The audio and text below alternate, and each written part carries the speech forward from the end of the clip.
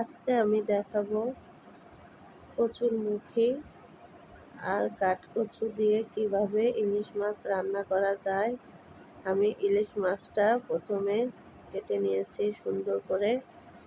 এবার আমি পাতিলে তেল দিয়ে দিলাম, পেঁয়াজ কুচি দিয়ে দিলাম, কাঁচামরিচ বাটা, হলুদ গুঁড়ো, মরিচ গুঁড়ো, জিরা গুঁড়ো, ধনিয়া গুঁড়ো, লবণ সব কিছু একসাথে দিয়ে ভালোভাবে কষিয়ে নিব মশলাটা।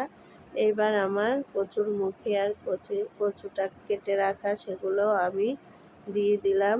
দিয়ে একটু কষিয়ে নিতে হবে বেশ কিছুক্ষণ। আপনি দরকার হলে একটু পানিও দিবেন যেন পুড়ে না ধরে। এবার আমার কষানো শেষ, আমি ঝোলটা দিয়ে দিলাম।